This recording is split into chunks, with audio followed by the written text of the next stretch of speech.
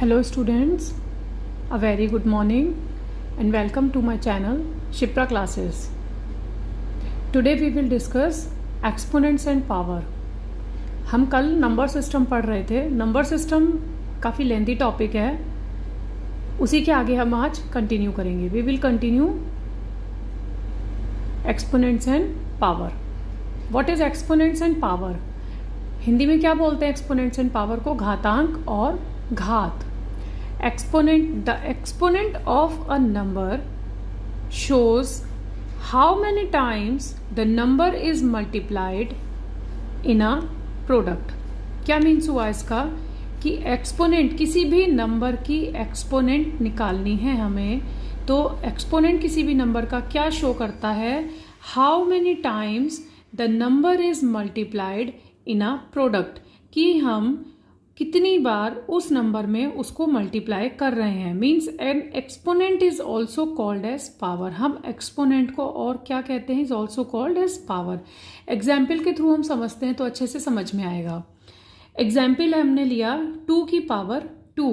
2 की पावर 2 का क्या मीन्स हुआ? हमें 2 की 2 बार मल्टीप्लाई करनी है. वही अभी हमने स्टेटमेंट में ऊपर पढ़ा कि जो एक्सपोनेंट ऑफ अ नंबर है, exponent of a number shows how many times the number is multiply, कि किसी भी नंबर को हमें उस कितनी बार मल्टीप्लाई करना है, ये उसके प्रोडक्ट पे डिपेंड करता है. मीन्स किसी भी नंबर पे जो पावर होगी वो ही उसकी क्या कहलाई जाएगी?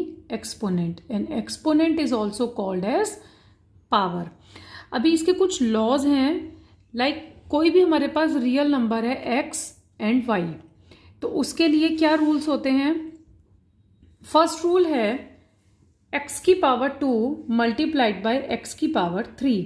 जब कोई भी दो नंबर्स मल्टीप्लिकेशन में होते हैं तो जो उनकी पावर्स होती हैं वो ऐड हो जाती हैं. फॉर एग्जाम्पल, अगर 2 की पावर 3 है मल्टीप्लाइड में 2 की पावर 2 है, देन क्या होगा? 2 की पावर 3 एंड 2 की power 2, it means equals to 2 की पावर 3 प्लस 2 हो जाएगा. व्हाट विल बी द 2 की पावर 5. 3 प्लस 2 5. अब अगर हम 2 की पावर 5 को सॉल्व करते हैं तो हमें आंसर मिलेगा 32. हाउ? 2 की पावर 5 को हम अगर ओपन करके लिखें तो कैसे लिखेंगे? 2 को 5 टाइम्स. अभी हमने ऊपर यही पढ़ा ना कि 2 की पावर 2 मीन्स उसकी जितनी पावर है उसको उतने टाइम्स हमें मल्टीप्लाई करना है. तो यहाँ पर क्या है? 2 की पावर 5. इट मीन्स हमें 2 को 5 टाइम्स मल्टीप्लाई करना है. तो जो हमें मल्टीप्लाई करके आंसर मिलेगा, this one is the answer. 2 multiply 2 4, 4 multiply 2 8, 8 multiply 2 16 and 16 2 ज़ा 32, देन 32 इज द आंसर.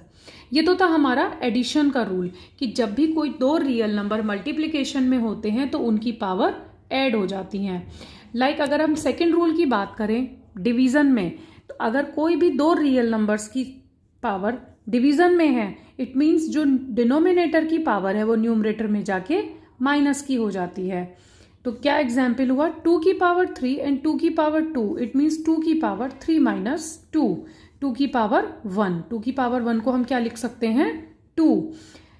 इसमें एक कंडीशन और आपको ये ध्यान रखनी है कि दोनों जगह सेम डिजिट होनी चाहिए. अगर यहाँ पर हमारे पास होता 2 की पावर 2 एंड 3 की पावर 3, तब ये रूल फॉलो नहीं होता. तो कोई भी रियल नंबर हमने x के प्लेस पे 2 भी रख सकते हैं. Any real number 5 7 any other, तो ये दोनों क्या होने चाहिए? सेम. अगर ये दोनों अलग हैं तब ये रूल वहाँ पर फॉलो नहीं होगा. अब थर्ड रूल आता है x की पावर -3. x की पावर -3 का मीन्स क्या हुआ?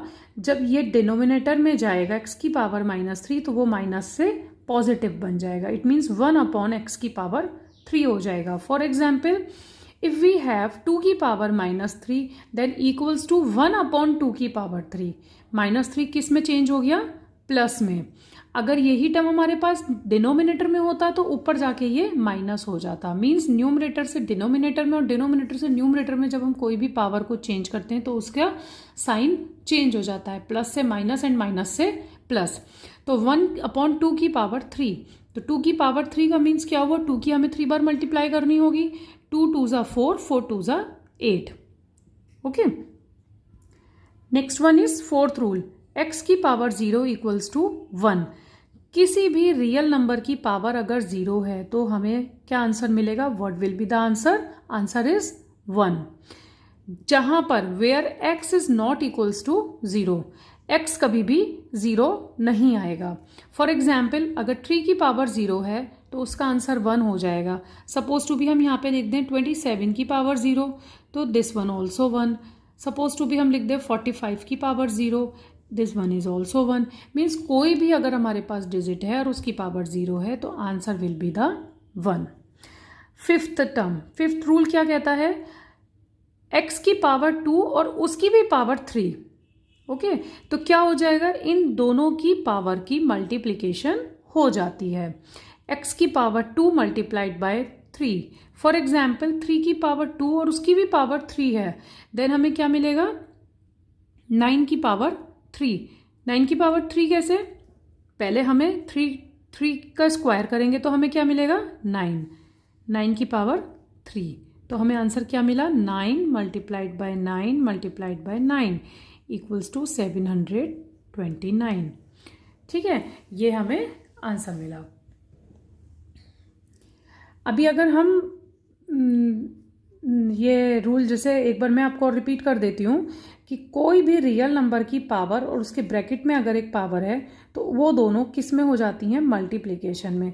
लाइक मैंने यहाँ पे क्या किया कि 3 की पावर 2 को पहले सॉल्व कर लिया, फिर उसके बाद में जो आंसर आया उसकी पावर 3 को सॉल्व कर लिया।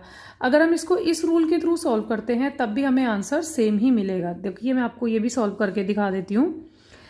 x की पावर 2 मल्टीप्लाइड बाय 3 मीन्स 3 की पावर 2 मल्टीप्लाइड बाय 3, हमें यही तो मिलेगा अगर हम ये रूल फॉलो करते हैं तो 3 की पावर क्या हो जाएगा?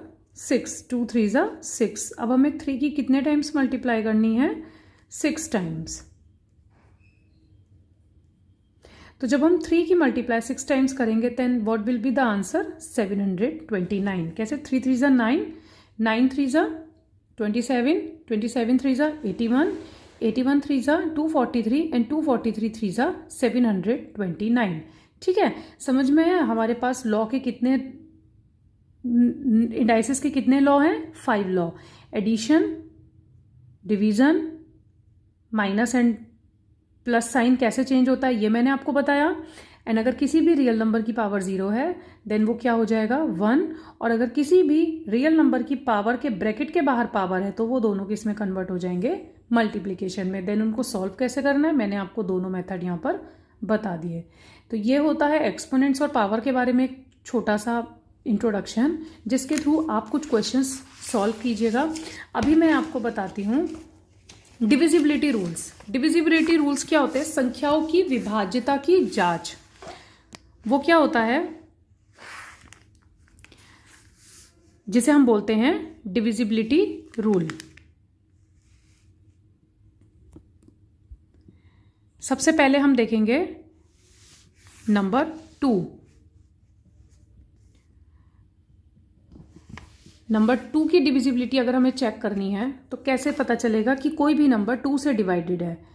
अगर हमारे पास यूनिट प्लेस पर, यूनिट प्लेस क्या होती है? जैसे मैं आपको कोई डिजिट देती हूँ 456, ओके, तो ये कहलाता है यूनिट प्लेस। ये कहलाता है जिसे हम वंस प्लेस भी कहते हैं, टेंस प्लेस भी कहते हैं, एंड इसे 100 प्लेस कहते हैं। ये वंस हो गया, ये टेंस हो गया, ये 100 हो गया। और जो वंस प्लेस होता है वही यूनिट प्लेस होता है। मीन्स जिसका यूनिट प्लेस, जिसका वंस प्लेस 2 की टेबल में आता है, इट मीन्स वो कंप्लीट डिजिट किससे डिवाइड होगी? 2 से। अब हमें इसे 2 से सेपरेट डिवाइड करने की तो ज़रूरत है नहीं 456 को कि हम डिवाइड कर रहे हैं और फिर पता कर रहे हैं। हमारा टाइम बचाने के लिए हमें इनके डिविजिबिलिटी रूल्स लर्न होने चाहिए, क्योंकि ये क्वेश्चंस यूटेट के पेपर में पूछे जाते हैं। जैसे कि अब 456 है तो हमें पता चल गया कि 6 2 की टेबल में आता है, इट मीन्स 456 भी 2 से डिवाइडेड होगा। ऐसे ही मैं आपको अगर 6 डिजिट की कोई डिजिट ले लेती हूँ 2 3 4 6 9 5। अब यहाँ पर क्या है? 5। It means 5 is not comes in the table of 2। 5 2 की टेबल में नहीं आता है। तो क्या हो जाएगा कि ये कंप्लीटली 2 से डिवाइड नहीं होगा। अगर सपोज टू भी यहाँ पे 4 होता, 0 होता, 2 होता, 6 होता तो वो कंप्लीट डिजिट किससे डिवाइड हो जाती?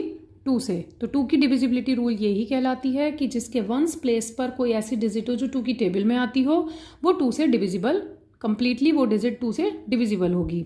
अब अगर हम 3 के रूल की बात करें, जैसे मैं आपको ऊपर वाला ही नंबर ले लेती हूँ 456, तो 456 के अकॉर्डिंग 3 की डिविजिबिलिटी रूल हम चेक करेंगे। तो 3 की डिविजिबिलिटी रूल कहती है जो भी हमें डिजिट मिली है उन सबको ऐड कर दो। 4 और 5 9, 9 और 6 15, 15 3 की टेबल में आता है। It means 456 is also divisible by 3। 2 से तो डिवाइड हो ही रहा था, अब 456 3 से भी डिवाइड होगा। इट मीन्स अगर कोई भी डिजिट है, सपोज ये वाली डिजिट की अगर हम बात करें, तो अगर हम इन सबको ऐड करें तो हमें क्या मिलेगा? 2 and 3 5, 5 और 4 9, 9 and 6 15, 15 and 9 24, and 24 and 5 29। Okay, तो 29 3 की टेबल में नहीं आता। It means this digit is not divisible by 3। तो कोई भी डिजिट अगर हमें मिल जाए तो हम इजीली बता सकते हैं ना कि हमें वो डिजिट 3 से डिवाइड होगी या नहीं, हमें डिवाइड करने की जरूरत ही नहीं है अभी। अब 4 का हम डिविजिबिलिटी रूल चेक करते हैं। मैं सेम डिजिट ही ले रही हूँ 456। 4 की डिविजिबिलिटी ये कहलाती है कि जो यूनिट प्लेस पे नंबर है, अगर वो 4 की टेबल में आता है तो वो कंप्लीट डिजिट किससे डिवाइड होगी? 4 से। यूनिट वंस एंड टेंस की डिजिट अगर 4 की टेबल से डिवाइड हो जाए, 4 से 56 डिवाइड हो जाएगा, यस। इट मीन्स 456 भी 4 से डिवाइड हो जाएगा। इट मीन्स कि 456 2 से भी डिवाइडेड है, 3 से भी डिवाइडेड है, एंड 4 से भी डिवाइडेड है। अगर हम यही डिजिट की बात करते हैं 2 3 4 6 9 5, इट मीन्स कि 2 3 4 6 9 5 को अगर हम चेक करेंगे 4 से, तो हमें लास्ट के 2 नंबर्स देखने हैं वंस एंड टेंस के प्लेस के। ठीक है, वंस एंड टेंस के प्लेस का नंबर अगर हम 95 को 4 से डिवाइड करते हैं तो हमें ये 4 से डिवाइड नहीं होगा। इट मीन्स ये डिजिट 4 से डिविजिबल नहीं है। 4 की डिविजिबिलिटी रूल क्या कहती है? वंस एंड टेंस के नंबर को 4 से डिवाइड करके देखिए, अगर वो 4 से डिवाइड हो जाती है, इट मीन्स कंप्लीट डिजिट 4 से डिवाइड हो जाएगी। अब आती है 5 की डिविजिबिलिटी रूल। 5 की डिविजिबिलिटी रूल बिल्कुल सिंपल है। किसी भी डिजिट के यूनिट प्लेस पे, वंस प्लेस पे अगर 0 आता है या 5 आता है, वो डिजिट 5 से डिवाइड होगी, अदरवाइज वो डिजिट 5 से डिवाइड नहीं होगी। जैसे 456 में 6 आता है वंस के प्लेस पे, it means 456 is not divided by 5, but this digit is divided by 5 because unit place पे क्या डिजिट आ रही है? 5। ओके, तो 5 की डिविजिबिलिटी रूल तो सिंपल थी। अब आता है 6 का रूल। 6 का रूल क्या कहता है? 6 का डिविजिबिलिटी रूल ये कहता है कि अगर कोई भी डिजिट 2 और 3 दोनों से डिवाइडेड है, इट मीन्स वो 6 से भी डिवाइडेड होगी। जैसे अभी हमने ऊपर क्या देखा कि 456 2 से भी डिवाइडेड है एंड 3 से भी डिवाइडेड है, तो इट मीन्स ये 6 से भी डिवाइडेड होगा। अभी 8 का रूल क्या कहता है? जैसे हमने 4 की डिविजिबिलिटी चेक करी कि वंस एंड टेंस के प्लेस को डिवाइड करके पता चल जाता है कि 4 से वो डिजिट डिवाइडेड है या नहीं। 8 की डिविजिबिलिटी चेक करने के लिए अगर हमने कोई डिजिट ले ली 234 695, तो इसकी लास्ट की 3 डिजिट्स को हम 8 से डिवाइड करते हैं। अगर ये लास्ट की 3 डिजिट्स 8 से डिवाइडेड है, it means whole digit divided by 8। Okay, 9 की डिविजिबिलिटी रूल ये कहती है, 9 का डिविजिबिलिटी रूल और 3 का डिविजिबिलिटी रूल बिल्कुल सेम है। जैसे 3 की डिविजिबिलिटी में क्या होता है, सारे डिजिट को ऐड करके देखते हैं कि वो डिजिट 3 की टेबल में आ रहा है या नहीं। ऐसे ही हम कंप्लीट डिजिट को ऐड करते हैं और फिर जो हमें आंसर मिलता है क्या वो 9 से डिवाइडेड है या नहीं। If yes, then this digit is divided by 9. If no, then this digit is not divided by 9. और 10 की डिविजिबिलिटी रूल बिल्कुल सिंपल है, जिसके वंस प्लेस पर 0 आता है वो 10 से डिवाइडेड होता है। तो ये थी डिविजिबिलिटी रूल। अगर आपको किसी भी डिजिट में कोई कंफ्यूजन है तो आप मुझसे कमेंट करके दोबारा पूछ सकते हैं, और इसको दोबारा से एक बार और वीडियो को देखिएगा और समझने की कोशिश कीजिएगा। अभी मैं कुछ क्वेश्चंस लेकर आई हूँ जो लास्ट ईयर आए हुए क्वेश्चंस हैं यूटेट के पेपर में। देखिए, फर्स्ट क्वेश्चन तो अभी डिविजिबिलिटी रूल पर ही है।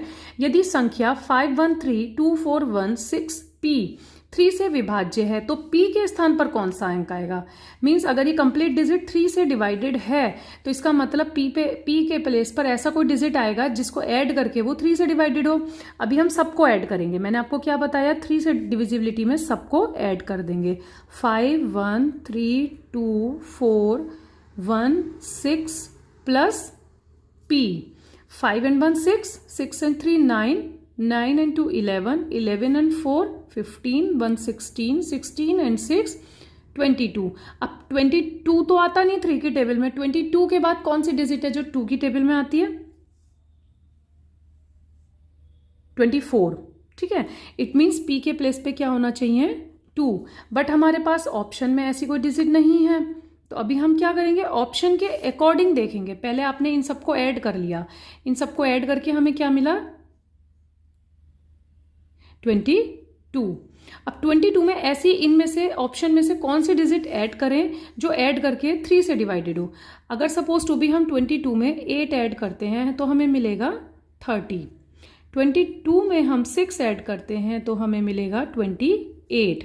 22 में अगर हम 7 ऐड करते हैं तो हमें मिलेगा 29। 22 में अगर हम 9 ऐड करते हैं तो हमें मिलेगा 31। तो इन चारों में से कौन सा ऐसा नंबर है जो 3 की टेबल में आता है, 30। It means answer will be 8। इस तरीके से क्वेश्चंस आते हैं। ये क्वेश्चन यूटेट पेपर 1 में पूछा गया है। अब नेक्स्ट क्वेश्चन है, निम्नलिखित में से कौन सी प्राकृत संख्या नहीं है। मैंने आपको कल बताया था कौन सी संख्या प्राकृत संख्या नहीं होती। नेचुरल नंबर कौन सा नहीं होता, 0। 0 is a whole number, not a natural number. तो ये डायरेक्ट क्वेश्चन इस तरीके से भी पूछे जाते हैं। नेक्स्ट क्वेश्चन है पेडागोजी से रिलेटेड है। जैसे 30 क्वेश्चंस आपके मैथ्स में से आएंगे तो उसमें से 5 to 6 क्वेश्चंस पेडागोजी से भी पूछे जाते हैं, मैथ्स पेडागोजी से। तो 2 क्वेश्चंस मैं आपके लिए लाई हूँ जो लास्ट ईयर यूटेट में पीछे पूछे गए हैं। मीन्स ये यूटेट के PYQ है, पेपर 1 के। ओके तो गणित की सर्वाधिक प्राचीन शाखा है, the oldest branch of mathematics. Mathematics की सबसे पुरानी शाखा कहलाई जाती है अंक गणित, जिसे हम बोलते हैं अर्थमेटिक। ऐसे ही एक क्वेश्चन और आया था, प्राथमिक स्तर पर गणित का क्या महत्व है, what is the importance of mathematics eight primary level. Primary level पर गणित का क्या महत्व है, कल्चरल, सोशल, रिलीजियस और मेंटल। मीन्स सांस्कृतिक, सामाजिक, धार्मिक और मानसिक। तो प्राथमिक स्तर पर गणित का जो महत्व है वो है मानसिक, विच वन इज मेंटल। तो इस तरह से मैं आपको टाइम टू टाइम पेडागोजी भी कंप्लीट कराती रहूंगी, थोड़े थोड़े चीज़ें लास्ट ईयर के क्वेश्चंस करवाती रहूंगी।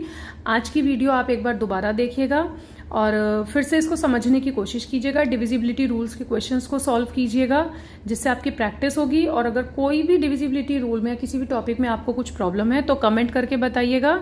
और अगर आपको आज की मेरी वीडियो पसंद आई हो तो लाइक कीजिएगा, शेयर कीजिएगा एंड सब्सक्राइब कीजिएगा। Thank you.